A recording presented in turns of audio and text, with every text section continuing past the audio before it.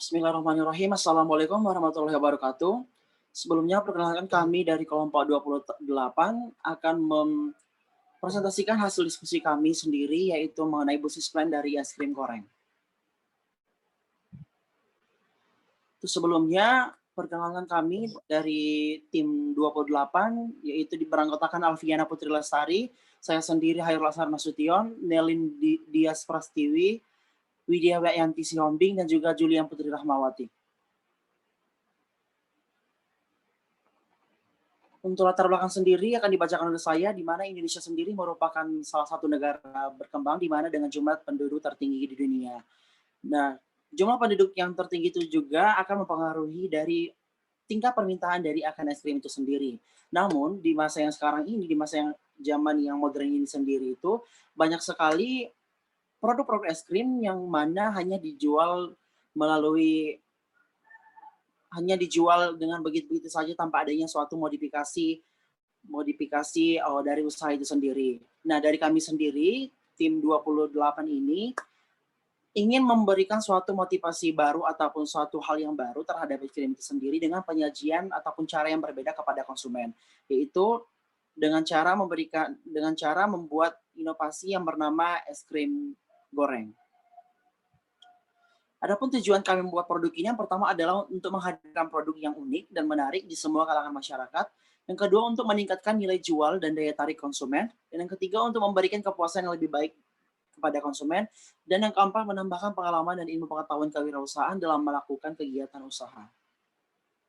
Adapun kegunaan dari es krim goreng ini sendiri adalah es krim goreng ini dapat dinikmati oleh semua kalangan sebagai makanan penutup atau sebagai cemilan.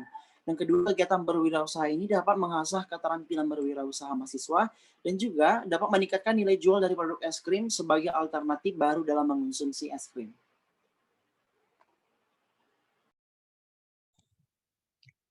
Selanjutnya yaitu kondisi umum lingkungan. Es krim goreng ini salah satu jajanan sangat unik dan juga disukai berbagai kalangan usia, mulai dari anak-anak hingga remaja.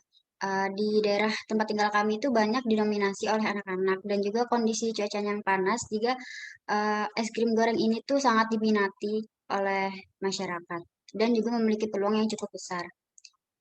Kemudian untuk profil konsumen, target dari kami itu anak-anak umur 4 tahun hingga 25 tahun yaitu usia remaja, namun juga tidak menutup kemungkinan untuk orang dewasa karena es krim goreng ini sangat diminati oleh berbagai kalangan usia dan karena tanpa bahan pengawet sehingga aman untuk dikonsumsi untuk kalangan anak-anak. Kemudian yaitu potensi dan segmentasi, es krim banyak sekali dijual dengan berbagai jenis rasa, namun es krim goreng ini sebagai salah satu bentuk inovasi sebagai jajanan penutup cemilan ataupun dessert. Karena ini bentuk inovasi sehingga masih jarang sekali ditemukan di pasaran. Jadi potensi yang kita miliki cukup baik. Karena cukup baik potensi yang kita miliki, maka kami akan memanfaatkan hal tersebut dengan menjual es krim goreng di berbagai daerah, membuat produk dengan kualitas yang baik, serta memberikan pelayanan yang sangat baik pula kepada konsumen. Dan segmen dari usaha kami yaitu segmentasi menengah ke bawah. Kemudian untuk pesaing dan peluang, untuk saat ini daerah kami karena masih jarang sekali ditemukan, sehingga dapat diprediksikan akan menjadi satu-satunya makanan es krim goreng di daerah kami.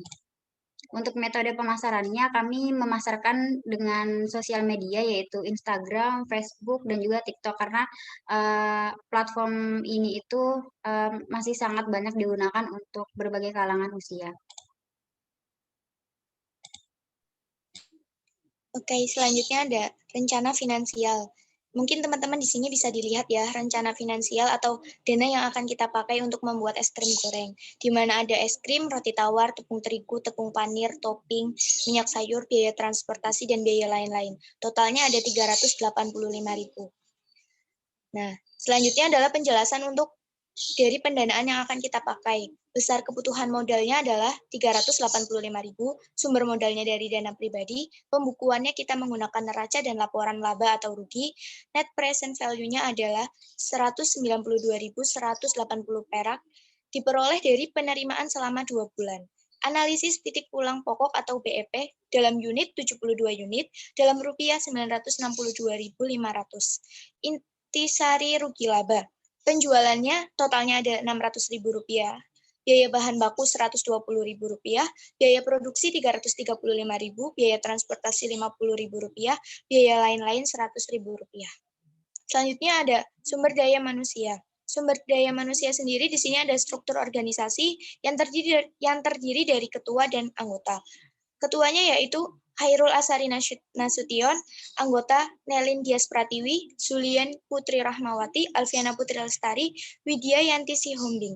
Spesifikasi jabatan di sini ada 4, yaitu pemasaran dan pendistribusian, dan keuangan dan operasional, desain dan produksi. Selanjutnya ada uraian tugas. Uraian tugas di sini adalah penjelasan dari spesifikasi jabatan yang tadi sudah disebutkan, berupa memegang semua akun sosial, mencari info seputar pemasaran atau bazar, penerima orderan dan pendistribusian orderan lewat jasa paket maupun COD, ada melakukan pembukuan dan analisis keuangan, mengontrol dana masuk dan dana keluar, serta memilih dan membelikan bahan baku es krim goreng, mendesain keunikan es krim dan mengontrol jalannya proses produksi serta pengepakan es krim. Dan yang terakhir ada sistem balas jasa atau imbalan atau upah. Di sini, tiap bulannya dari hasil penjualan akan ditabung terlebih dahulu sampai balik modal. Setelah balik modal, maka tiap bulannya dari laba bersih yang kita terima akan dibagi secara rata. Baik, selanjutnya saya akan menjelaskan analisis marketing mix, di mana di dalamnya terdapat 7 komponen atau 7P. Yang pertama yaitu produk. Di sini kami menyajikan adanya es krim goreng, kombinasi antara es krim dan roti tawar yang dimasak dengan cara digoreng. Lalu untuk price harganya yaitu Rp15.000. Untuk promosinya kami menggunakan sosial media yaitu Instagram, Facebook, TikTok, dan melalui soft selling atau dari mulut ke mulut. Selanjutnya untuk place, di sini kami punya stand untuk pick up dan kami juga melayani COD. Untuk people di sini sasaran kami yaitu warga menengah ke bawah, khususnya anak-anak dan remaja. Untuk prosesnya kami buat ketika ada pesanan, jadi dimasaknya dadakan. Lalu untuk physical evidence-nya ini sudah ada tadi di slide awal-awal bagaimana bentuk dari es krim goreng yang kami sajikan. Next. Nah, selanjutnya adalah analisis operasional. Untuk memproduksi es krim goreng, di sini kami menggunakan bahan-bahan dengan kualitas terbaik. Kami juga menghindari adanya bahan-bahan seperti pemanis atau pewarna buatan. Untuk adapun bahan-bahannya tadi sudah dijabarkan pada rincian anggaran. Untuk produk sendiri kami masak ketika pembeli datang. Setelah digoreng, produk itu kami kemas ke dalam plastik mika.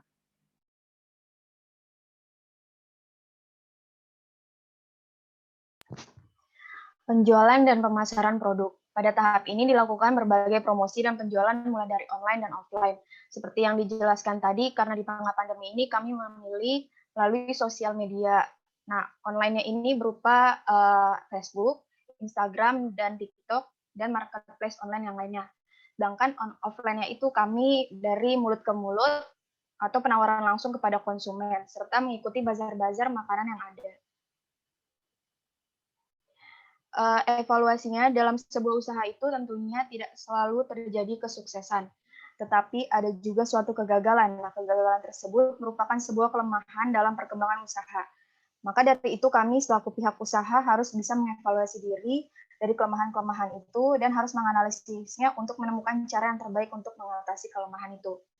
Nah, salah satu kendala kami ini saat ini yaitu kurangnya modal untuk membuat perkembangan bisnis kami sedikit tidak berjalan dengan lancar. Selain itu, persaingan antar bisnis seperti bisnis owner, khususnya di bagian minuman dingin, dan pendistribusian di wilayah yang akan kami kirim juga dapat sangat mempengaruhinya. Oke, sekian dari kelompok kami ucapkan terima kasih.